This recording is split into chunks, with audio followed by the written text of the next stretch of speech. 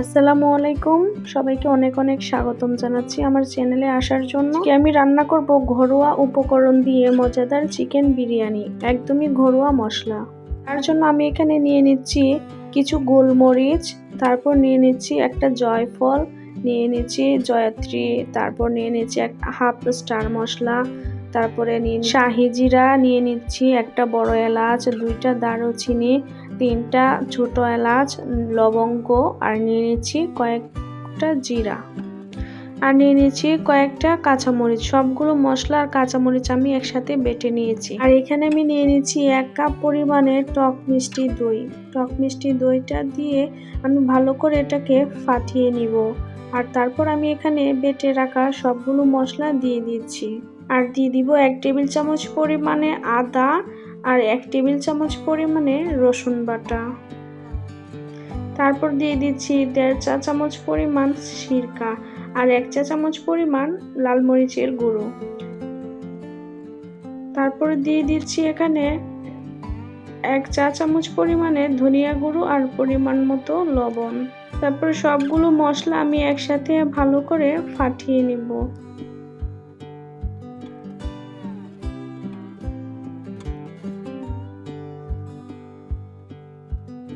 আমার প্রায় ফাটানো হয়ে গিয়েছে।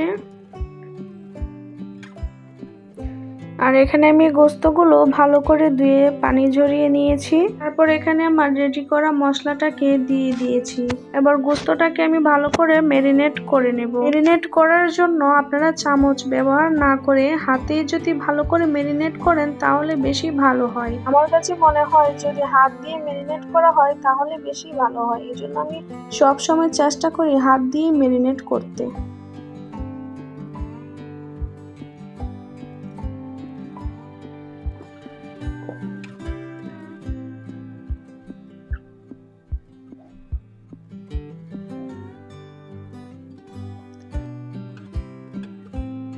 আমার প্রায় ম্যারিনেট করা হয়ে গিয়েছে। এখন আমি এটাকে 30 মিনিটের জন্য রেস্টে রেখে দেব। তারপর এখানে আমি একটা হাঁড়ি বসিয়ে দিয়েছি। আর আমি বেরেস্তার জন্য কিছু পেঁয়াজ কুচি নিয়ে নিয়েছি। আমি বেরেস্তাটা আগে করে নেব। বেরেস্তার তেল দিয়ে যদি রান্না হয় তাহলে সুন্দর একটা ফ্লেভার আসে।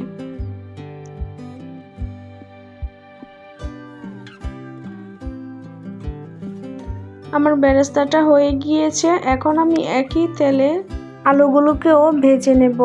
আলুগুলোকে আমি কিছু জাফরান দিয়ে মাখিয়ে রেখেছিলাম, কারণ জাফরান দিয়ে যদি আলুগুলোকে মাখিয়ে নেওয়া হয় তাহলে আলুর কালারগুলো সুন্দর আসে, দেখতেও ভালো লাগে।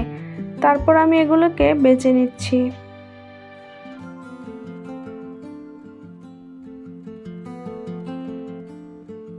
আমার আলুগুলো প্রায় ভাজা হয়ে গিয়েছে। আমি ওগুলোকে উঠিয়ে নিয়েছি। আর তারপর আমি এখানে দিয়ে দিব কিছু পেঁয়াজ কুচি। পেঁয়াজ কুচিটাকে আমি একটু হালকা বাদামি কালার করে ভেজে নেব। এরকম যখন হালকা কালার চলে আসবে তখন আমি আগে থেকে যে ম্যারিনেট করে রেখেছিলাম গোস্তটা, ওটা আমি দিয়ে দিব। এখানে আমি কোনো প্রকার পানি ইউজ করব না, শুধুমাত্র গোস্ত থেকে যে পানিটা বের হয়ে আসবে ওইটা দিয়ে আমি গোস্তটাকে কষিয়ে নেব।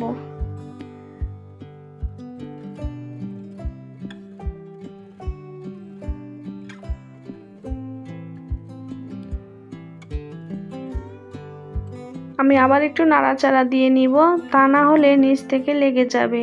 যেহেতু এখানে কোনো প্রকার পানি দেওয়া হয়নি আর এখানে শুধু মশলা, তাই আমি একটু বারবার নাড়া দিয়ে দিচ্ছিলাম। আপনারাও রান্না করার সময় বারবার নাড়া দিয়ে দিবেন, তা না হলে নিচ থেকে লেগে যাওয়ার সম্ভাবনা থাকে।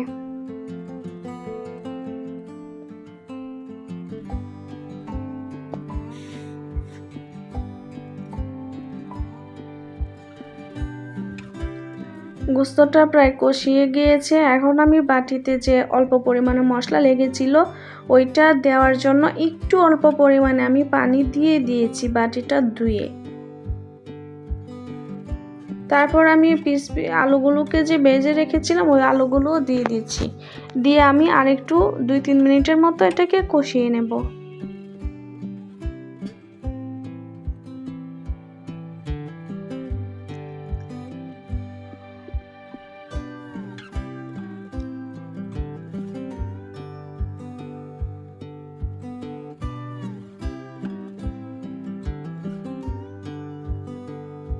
এখন আমার পুরোপুরি কষে গিয়েছে আর চাউলগুলো আমি দিয়ে দিচ্ছি। চাউলগুলোকেও ধুয়ে আমি পানি ঝরিয়ে নিয়েছিলাম। এখন আমি এখানে দিয়ে একসাথে গোস্তর সাথে আমি এটাকে ভালো করে একটু ভেজে নেব।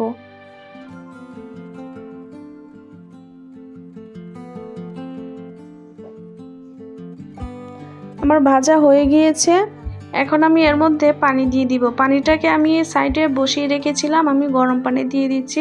আপনারাও পোলাও বিরিয়ানি রান্না করার সময় গরম পানিটা ইউজ করবেন, তা না হলে ভাত কিন্তু শক্ত থাকে, সহজে সিদ্ধ হতে চায় না। এই জন্য সবসময় পোলাও বিরিয়ানিতে গরম পানিটাই ব্যবহার করার চেষ্টা করবেন। আর আমি এখানে যেহেতু 2 পট চাউল নিয়েছি, তার জন্য আমাকে 4 পট পানি নিতে হবে, চালের দ্বিগুণ পানি নিতে হবে। এখানে আমি যেহেতু বিরিয়ানি রান্না করছি, তো আমার এখানে 1 পট পানি হাতে রেখে দিতে হবে, তা না হলে কিন্তু ভাতে পানি বেশি হয়ে যাবে। গোস্তর সাথে তো কিছু পরিমাণ পানি ছিল, এই জন্য আমি এখানে 3 পট পানি দিয়েছি, আর 1 পট পানি আমি হাতে রেখে দিয়েছি। যদি দরকার পড়ে তাহলে আমি পরে দেব, যতটুকু সম্ভব দরকার পড়বে না। আর এখানে আমি দিয়ে দিব 8-10টার মতো কাঁচামরিচ। আপনাদের যদি একটু ঝাল খেতে ইচ্ছে করে তাহলে আপনারা কাঁচামরিচটাকে মুখের দিক দিয়ে একটু ফাটিয়ে বা মাঝখান থেকে ভেঙেও দিতে পারেন। তারপর আমি এটাকে ঢাকনা দিয়ে 2-3 মিনিটের মতো করে রান্না করে নেব। পানিটা যখন এরকম কমে আসবে তখন আমি এটাকে তাওয়ার উপরে দেব। তাওয়ার উপরে দেওয়ার জন্য আমি চুলার উপরে তাওয়াটাকে রেখে চুলাটাকে মিডিয়ামের থেকে একটু কম করে আমি তাওয়াটাকে গরম করে নিচ্ছি। তাওয়াটা বেশি হিট করে আপনার পাতিলটা দিতে যাবেন না, তাহলে কিন্তু নিচ থেকে ভাত পুড়ে যাবে। আর আপনারা যদি তাওয়ার উপরে দিয়ে ভাত দমে দেন তাহলে ভাত পুড়বে না। আর এমনিতে যদি দমে রেখে দেন ডাইরেক্ট চুলার উপর, তাহলে কিন্তু ভাত পুড়ে যাওয়ার সম্ভাবনা থাকে। ভাতটা এখনো ফুটেনি, মাঝখান দিয়ে একটু শক্ত রয়ে গিয়েছে, তাই আমি এইভাবে এটাকে রেখে আরো 5 মিনিটের মতো রেখে দেব। এখন কিন্তু আমার ভাতটা প্রায় ফুটে গিয়েছে। এখন আমি উপর থেকে যে বেরেস্তাটা করে রেখেছিলাম ওইটা আমি উপর থেকে ছড়িয়ে দেব।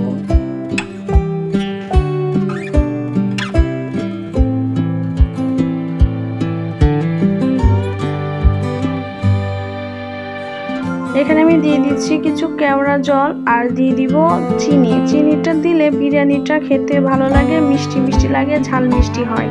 চিনিতে বিরিয়ানির স্বাদটা একটু বেড়ে যায়। তারপর আমি 10 মিনিটের মতো দমে রেখে দেব। দমে রেখে দেওয়ার পরে এটাকে যখন আমি নাড়া দিব তখন অনেক সুন্দর একটা ফ্লেভার আসবে। আর দিয়ে দিয়েছিলাম ঘি উপর থেকে।